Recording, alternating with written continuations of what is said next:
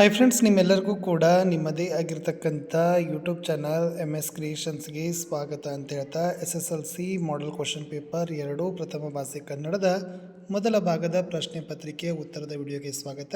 ಎರಡನೇ ಭಾಗದ ವಿಡಿಯೋನ ನೆಕ್ಸ್ಟ್ ಹಾಕ್ತೀನಿ ಅಂತ ಹೇಳ್ತಾ ವಿಡಿಯೋನ ಲೈಕ್, ಶೇರ್ ಮತ್ತು ಸಬ್ಸ್ಕ್ರೈಬ್ ಮಾಡೋದನ್ನು ಮಾತ್ರ ಮರೆಯದಿರಿ ಅಂತ ಹೇಳ್ತಾ ಈ ವಿಡಿಯೋವನ್ನು ಪ್ರಾರಂಭಿಸ್ತೀನಿ. ಸೊ ಮೊದಲಿಗೆ 6 ಬಹು ಆಯ್ಕೆಗಳಿರ್ತವೆ.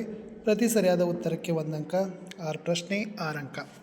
ಕನ್ನಡ ವರ್ಣಮಾಲೆಯ ಪ್ರತಿ ವರ್ಗದ 2 ಮತ್ತು 4ನೇ ಅಕ್ಷರಗಳಿಗೆ ಏನಂತ ಕೇಳಿದ್ದಾರೆ? ಅನುನಾಸಿಕ್, ಪ್ರಾಣಾಕ್ಷರ, ಮಹಾಪ್ರಾಣ ಅಂತಾರೆ. 1 ಮತ್ತು 3ಕ್ಕೆ ಅಲ್ಪ ಪ್ರಾಣಾಕ್ಷರ ಅಂತಾರೆ. 5ನೇ ಸಾಲಿಗೆ ಏನಂತಾರಪ್ಪ ಅಂದರೆ ಅನುನಾಸಿಕ ಅಂತ ಕರೀತಾರೆ. ಇದು ಕೂಡ ಗೊತ್ತಿರಲಿ. ಪ್ರಶ್ನೆ 2, ಮದೋನ್ಮತ್ತ ಪದ ಈ ಸಂಧಿಗೆ ಉದಾಹರಣೆಯಾಗಿದೆ ಅಂತ ಕೇಳಿದರು. ಸೊ ಮದೋನ್ಮತ ಅಂತ ಇದೆ. ಸೊ ಗುಣಸಂಧಿ ಇಸ್ ದ ರೈಟ್ ಆನ್ಸರ್. ಪ್ರಶ್ನೆ 3, ಸ್ವತಂತ್ರ ವಾಕ್ಯಗಳಾಗಿ ನಿಲ್ಲಬಲ್ಲ ಅನೇಕ ಉಪವಾಕ್ಯಗಳೊಡನೆ ಒಂದು ಪೂರ್ಣಾಭಿಪ್ರಾಯದ ವಾಕ್ಯವಾಗಿದ್ದರೆ ಅದನ್ನು ಏನಂತ ಕರಿತೀವಿ? ಸಂಯೋಜಿತ ವಾಕ್ಯ. ಇನ್ನು ಭವಿಷ್ಯತ್ ಕಾಲದ ಸೂಚಕ ಪ್ರತ್ಯಯ ಅಂತ ಕೇಳಿದರು.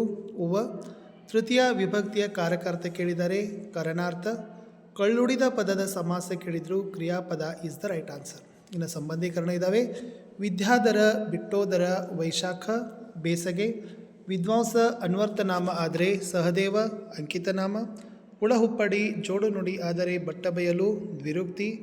ಜಾನತನ ತದ್ದಿತಾಂತ ಭಾವನಾಮ ಆದರೆ ಚಂದ್ರನಂತೆ ಅಂತ ಕೇಳಿದ್ರು. ತದ್ದಿತಾಂತ ಅವ್ಯಯ ಅನ್ನೋದು ಉತ್ತರದಲ್ಲಿ ನೀವು ಬರಿಬೇಕು. ಇನ್ನು ಒಂದೇ ವಾಕ್ಯದಲ್ಲಿ ಉತ್ತರವನ್ನು ಬಯಸ್ತಕ್ಕಂಥ ಪ್ರಶ್ನೆಗಳು. ಎಣ್ಣೆ ತುಪ್ಪದ ಮಿಶ್ರಣ ಬೇಡವೆಂದು ಹೇಳಿದವರು ಯಾರು ಅಂತ ಕೇಳಿದರೆ ನಯಸೇನ. ಇನ್ನು ಶಾನುಭೋಗರ ರಾಜಭಕ್ತಿಯ ಲಾಂಛನ ಯಾವುದು? ಖಿರ್ದಿ ಪುಸ್ತಕ. ಇನ್ನು ಆಂಗ್ಲ ಸಾಮ್ರಾಜ್ಯದ ವೈಭವ ಕಂಡುಬರುವ ಓಣಿ ಯಾವುದು ಅಂತ ಕೇಳಿದರು? Charing cross. ಕೌಸಂಬಿಯ ಅರಸನ ಹೆಸರನ್ನು ಕೇಳಿದರು. ಸೊ ಕೌಸಂಬಿಯ ಅರಸ ಯಾರಪ್ಪ ಅಂತಂದರೆ ಅತಿಬಲ ಇಸ್ ದ ರೈಟ್ ಆನ್ಸರ್. ಇನ್ನು ಬೇಡರಿಗೆ ಅಗಸಿಗೆ ಬಂದು ಬುದ್ಧಿ ಮಾತನ್ನು ಹೇಳಿದವರು ಯಾರು? ಹೆಬ್ಲಕ್ ಸಾಹಬ. ಇನ್ನು ದ್ರೋಣ ಪರಶುರಾಮರಲ್ಲಿಗೆ ಏಕೆ ಬಂದನು ಅಂತ ಕೇಳಿದರು? ದ್ರವ್ಯಾರ್ಥಿಯಾಗಿ ಬಂದನು ಅನ್ನೋದು ಇತ್ತು. ಇನ್ನು ಪುಟ್ಟಪೋರಿಯ ಅಮ್ಮ ಎಲ್ಲಿ ಮಲಗಿದ್ದಾಳೆ ಅಂತ ಇದೆ. ಸೊ ಹೇಗೆ ಮಲಗಿದ್ದಾಳೆ ಅಂದರೆ ಗೋರುತ್ತಾ ಗುಡಿಸಲಿನ ಹೊರಗಡೆ ಮಲಗಿದ್ದಾಳೆ ಅಂತ ಬರೆದ್ರೆ ಸಾಕು. ಇನ್ನು 2 ಅಂಕದಲ್ಲಿ ನಿಮಗೆ 10 ಉತ್ತರಗಳನ್ನು ಬರೀಬೇಕು. 20 ಮಾರ್ಕ್ಸ್ ಇರ್ತದೆ. ಲಿಪಿಯ ಮೂಲಕ ಜ್ಞಾನ ಭಂಡಾರ ಯಾವ ರೀತಿ ಭದ್ರವಾಯಿತು ಅಂತ ಕೇಳಿದ್ದಾರೆ. ಮಾನವನಿಗೆ ಬಿಡುವು ಹೆಚ್ಚಿದಂತೆ ಜೀವನದ ಸೌಕರ್ಯಗಳನ್ನು ವಿಶಿಷ್ಟ ಮೇಧಾಶಕ್ತಿಯಿಂದ ಅಭಿವೃದ್ಧಿಗೊಳಿಸುತ್ತಾ ಹೋದಂತೆ ತನ್ನ ಆಗುಹೋಗುಗಳನ್ನು, ಸುಖ ದುಃಖಗಳನ್ನು ಕಾವ್ಯ ರೂಪಕ್ಕೆ ಇಳಿಸುವ ಮಾರ್ಗವನ್ನು ಕಂಡುಕೊಂಡನು.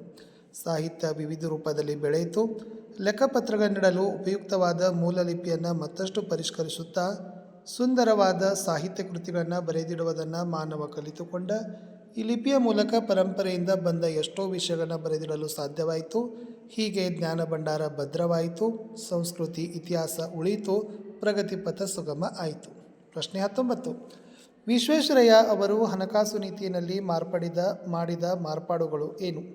ವಿಶ್ವೇಶ್ವರಯ್ಯ ಹಣಕಾಸು ನೀತಿಯಲ್ಲಿ ಮಾರ್ಪಾಡು ಮಾಡಲು 1913ರಲ್ಲಿ ಮೈಸೂರು ಬ್ಯಾಂಕನ್ನು ಸ್ಥಾಪಿಸಿದರು.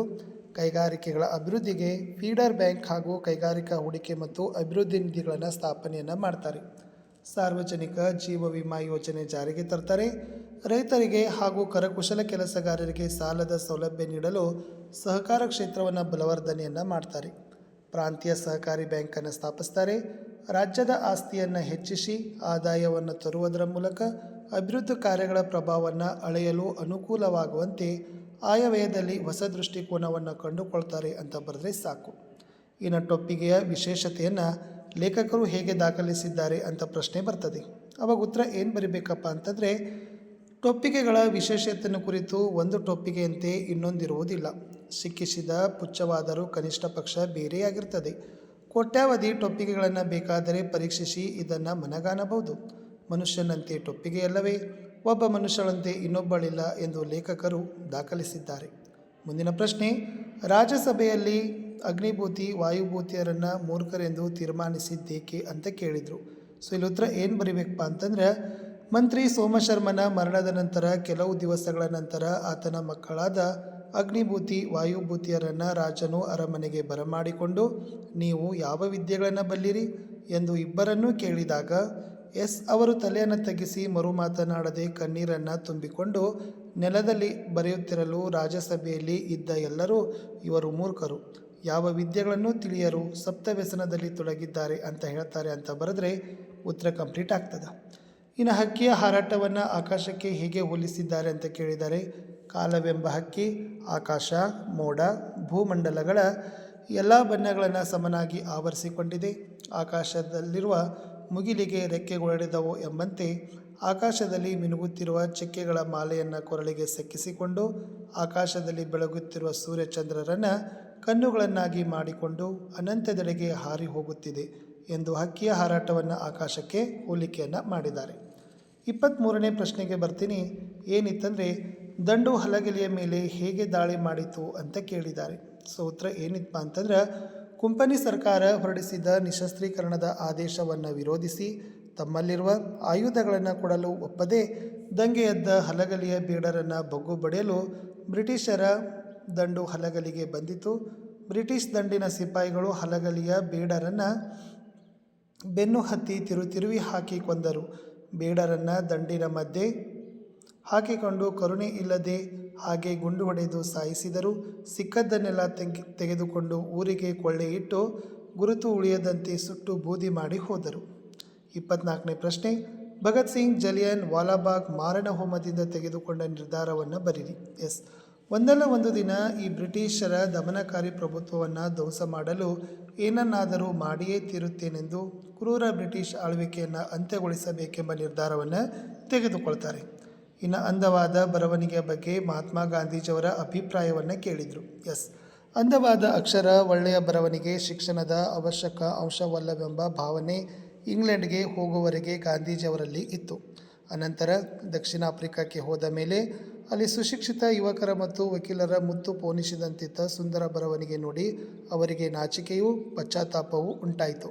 ಕೆಟ್ಟ ಅಕ್ಷರದ ಬರವಣಿಗೆ ಅಪಕ್ವ ಮತ್ತು ಅಪೂರ್ಣ ಶಿಕ್ಷಣದ ಚಿಹ್ನೆ ಎಂದು ಅರಿತರು. ಒಂದವಾದ ಬರವಣಿಗೆ ಉತ್ತಮ ಶಿಕ್ಷಣದ ಅವಶ್ಯವಾದ ಅಂಶವೆಂಬುದನ್ನು ಪ್ರತಿಯೊಬ್ಬ ಯುವಕನೂ ಯುವತಿಯು ತಿಳಿದುಕೊಳ್ಳಲಿ ಎಂಬುದು ಬರವಣಿಗೆಯ ಬಗ್ಗೆ ಗಾಂಧೀಜಿಯವರ ಅಭಿಪ್ರಾಯ. ಇನ್ನು ಜ್ಞಾನಿ ಅಜ್ಞಾನಿಗಳ ಸಂಘದ ಬಗೆಗಿನ ಅಕ್ಕ ಮಹಾದೇವಿಯ ಅಭಿಪ್ರಾಯವನ್ನು ಕೇಳಿದರೆ, ಅಜ್ಞಾನಿಗಳೊಂದಿಗೆ ಸ್ನೇಹ ಮಾಡಿದರೆ ಕಲ್ಲು ಹೊಡೆದು ಕಿಡಿಯನ್ನು ಹೊತ್ತಿಸಿಕೊಂಡಂತೆ ಅದು ಎಲ್ಲವನ್ನು ಸುಟ್ಟು ಹಾಕುತ್ತದೆ. ಅದೇ ಜ್ಞಾನಿಗಳೊಡನೆ ಸ್ನೇಹ ಮಾಡಿದರೆ ಮೊಸರನ್ನು ಕಡೆದು ಬೆಣ್ಣೆಯನ್ನು ತೆಗೆದಂತೆ. ಆದ್ದರಿಂದ ಜ್ಞಾನಿಗಳಾದ ಸ್ನೇಹವನ್ನು ಮಾಡಿದರೆ ಕರ್ಪೂರದ ಗಿರಿಗೆ ಬೆಂಕಿ ತಗುಲಿದಂತೆ ಎಂಬುದು ಜ್ಞಾನಿ ಅಜ್ಞಾನಿಗಳ ಸಂಘದ ಬಗೆಗಿನ ಅಕ್ಕ ಮಹಾದೇವಿ ಅಭಿಪ್ರಾಯವಾಗಿದೆ. ಇನ್ನು ರಾಜರ ಪ್ರಕೃತಿ ಹೇಗಿರ್ತದೆ ಅಂತ ಕೇಳಿದರು. ರಾಜರಿಗೆ ಅಹಂಕಾರದ ದಾಹಜ್ವರ ತಲೆಗಡರಿ ಅವರ ಬಗೆಯಲ್ಲಿ ಕತ್ತಲೆ ತುಂಬಿರುತ್ತದೆ. ಸಂಪತ್ತಿನ ಪೈತ್ಯ ಅಡರಿ ಜಗತ್ತೆಲ್ಲ ಕ್ಷುದ್ರವಾಗಿ ಕಾಣ್ತದೆ. ಅಧಿಕಾರದ ಸೋಂಕುತಾಗಿ ಬುದ್ಧಿ ಮಂಕಾಗಿ ಬಿಡುತ್ತದೆ. ಅಹಂಕಾರದಿಂದ ಅವರ ಕಿವಿ ಕಿವುಡಾಗಿ ಬಿಡುತ್ತದೆ. ಎಂಥ ಉಪದೇಶವೂ ಅವರ ಕಿವಿಗೆ ನಾಟೋದಿಲ್ಲ. ತನಗೆ ಉಪದೇಶಿಸಬೇಕಾದದ್ದು ಏನೂ ಉಳಿದಿಲ್ಲ ಎನ್ನುವಂಥ ಭಾವ ಹೊಂದಿರುತ್ತದೆ ಎಂಬುದು ರಾಜರ ಪ್ರಕೃತಿ. ಇನ್ನು 28ರಿಂದ 45 ಪ್ರಶ್ನೆ ಉತ್ತರಗಳನ್ನು ಎರಡನೇ ಭಾಗದಲ್ಲಿ ನೋಡೋಣ. ಅಂಟಿಲ್ ಟೇಕ್ ಕೇರ್, ಬಾಯ್.